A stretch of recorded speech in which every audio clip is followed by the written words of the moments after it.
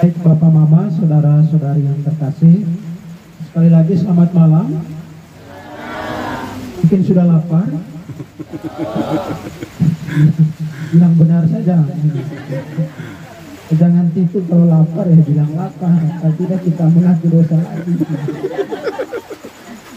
Baik, apa yang kita buat hari ini, pengakuan dosa adalah bagian dari persiapan kita. Secara sakramental kita merayakan ulang tahun kelahiran Tuhan Yesus pada tanggal 25 Desember nanti. Ya. Dan juga bagian dari persiapan kita untuk menantikan kedatangan Yesus untuk kedua kalinya. Yesus berjanji nanti dia akan datang lagi. Bisa jadi itu kapan kita tidak tahu, tetapi bisa jadi kita alami secara pribadi sebagaimana yang dialami oleh Pater John yang kita doakan kemarin. Kita tidak tahu. Kita yang duduk sopan-sopan di sini, ya malam ini kita cerita, siapa tahu besok tapi kita tidak tahu. Maka kita perlu persiapan diri untuk menghadapi itu. Ya, itulah cara Tuhan memanggil kita. Maka apa yang kita buat hari ini adalah bagian dari persiapan. Siapa tahu Tuhan panggil kita secara mendadak begitu. Ya, kita belum sempat memaafkan orang, ya Tuhan tidak panggil, maka kita harus terpanggilkan dosa-dosa. Jadi selain persiapan secara sakramental merayakan Natal Tuhan, kita juga ya persiapan untuk berjumpa dengan Tuhan kapan saja kita tidak tahu. Karena yang datang nanti tanggal 25 Desember adalah yang kudus, yang suci, maka kita perlu siap diri dengan baik. Apa yang kita buat hari ini, pengakuan dosa, itu salah satu bagian dari persiapan itu.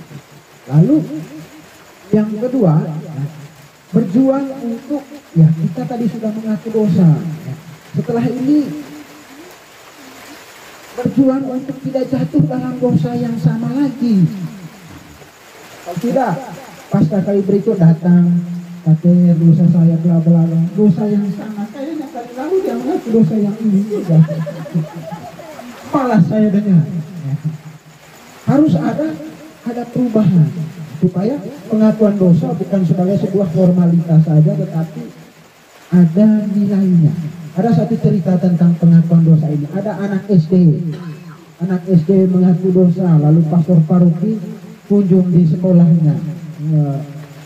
Pastor paroki terlambat, lalu karena pastor paroki terlambat, mereka bermain bola. Oleh guru agama mewajibkan mereka untuk tulis mereka punya dosa. Mereka tulis 1, 2, 3, 4, 5, pastor paroki belum datang, mereka taruh mereka punya dosa di luar itu, lalu main bola. Tapi ada anak-anak yang lain, dia tidak tulis dia punya dosanya. Mungkin dia tahu apakah dia ingat itu. Begitu pastor paroki datang, mereka yang sementara bermain bola ini karena keringat, mereka cuci muka. Dia yang tadi tidak tulis dosa, dia ambil dosa temannya. Dia ambil dosa temannya, lalu masuk ke ruang pengakuan, dia mengaku, apa dosa saya ini dia mengaku semua. Teman yang datang yang tadi dosanya dia simpan di situ, cari gimana saya punya dosa. Nah, cari kemudian ada satu teman beritahu, ini yang ambil tadi itu yang tidak laku. Kenapa dia mengaku satu dosa? Tunggu dia. Begitu dia keluar dari tempat pengakuan, mereka kedua berkelahi. Kau tadi ambil satu. Masih jangan bilang tidak ada, sirih bilang masih sembunyi di bawah kolong meja. Ini bilang panggil, ini saya ada di sini. Buat baik, meskipun sederhana, kecil, tetapi bagi orang yang membutuhkan itu sangat berarti. Ya, tidak kita isi masa yang berahmat ini dengan berbuat baik, mengendalikan diri untuk tidak berbuat dosa, dan doa. Nah, jangan lupa doa. Jangan sudah kenyang lalu tidur. Doa, Tuhan, tadi suami saya pergi ke kebun misalnya, sampai sana dapat babi hutan, kami sudah makan, kenyang sekali.